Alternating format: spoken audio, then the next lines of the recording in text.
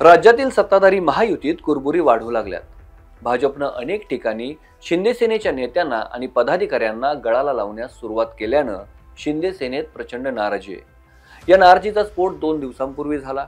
एकनाथ शिंदेंचा बालेकिल्ला असलेल्या ठाणे जिल्ह्यातील कल्याण डोंबिवलीत शिवसेनेच्या माजी नगरसेवकांना भाजपनं आपल्याकडे घेतलं। त्यामुळे नाराज झालेल्या शिंदे सेनेच्या मंत्र्यांनी परवा कॅबिनेट बैठकीवर बहिष्कार घातला। एकटे एकनाथ शिंदे कॅबिनेटला उपस्थित होते, पण या बहिष्काराचा फारसा काही उपयोग झाला नाही। अखेर एकनाथ शिंदेंनी थेट दिल्लीत जाऊन अमित शहांची भेट घेतली आणि तक्रारींचा पाढाच वाचला। जी महाशक्ती एकनाथ शिंदेंची ताकद होती तीच त्यांची कमजोरी झाली आहे का? या कचाट्यातून बाहेर पडण्यासाठी शिंदेंकडे काय पर्याय उपलब्ध आहेत हेच आजच्या व्हिडिओमध्ये आपण पाहणार आहोत।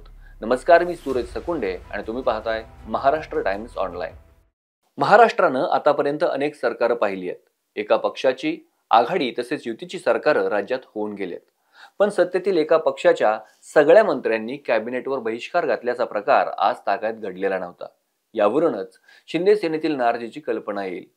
शिंदे सेनेचे मंत्री कॅबिनेटला गेले नाहीत, पण त्यांनी नंतर मुख्यमंत्री देवेंद्र फडणवीस यांची भेट घेतली, पण त्यांनी एकनाथ शिंदेच्या मंत्र्यांचीच कानउघाडणी केली।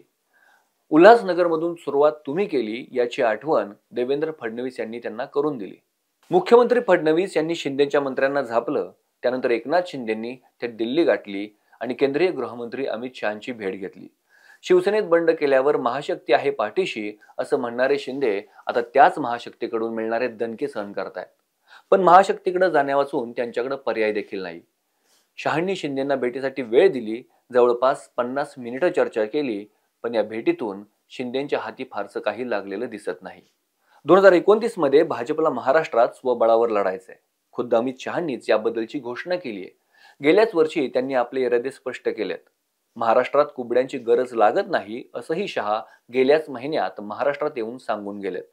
त्यामुळे शहा महाराष्ट्रात भाजपला आस्थेकदम धोरण स्वीकारायला सांगतील याची सुतराम शक्यता नाही।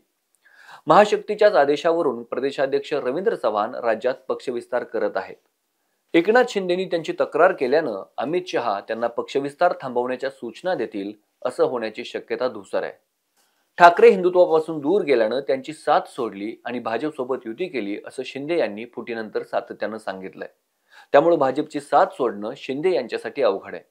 त्यातच सत्ता सोडून विरोधी पक्षांवर बसणंही कठीण आहे।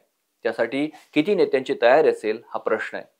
ठाकरेंची साथ सोडताना शिंदेंच्या पाठीशी आमदारांची फौज होती, कारण ते सत्तेतून सत्तेत जात होते, पण सत्तेतून विरोधी बाकावर जाणं आमदारांना अवघड जाईल। त्यातच भाजप सत्तेत असताना विरोधी बाकावर बसणं सहज सोपं नाही। महाविकास आघाडीचं सरकार असताना शिवसेनेचे अनेक आमदार मंत्री अडचणीत आले होते। केंद्रीय तपास यंत्रणा अनेकांच्या पाठी लागल्या, हा भूतकाळ ताजा आहे। चौकशा थांबल्यात, त्या बंद झालेल्या नाहीत याची कल्पना शिवसेनेच्या नेत्यांना आहे। भाजपला सत्तेपासून दूर ठेवण्याचं धाडस उद्धव ठाकरे, शरद पवार यांनी 2019 मध्ये केलं। त्यानंतर भाजपनं सुरू केलेल्या हालचाली पाहता आपले पक्ष कधीही फुटू शकतात याची जाणीव ठाकरे, पवार यांना होती, पण जे होईल ते सहन करायचं या व्यतिरिक्त कोणताही पर्याय त्यांच्यापुढे नव्हता। आता एकनाथ शिंदे त्याच वळणावर उभे आहेत। शक्य तितका प्रतिकार करायचा आणि आला दिवस ढकलायचा हेच शिंदे यांच्या हातात आहे।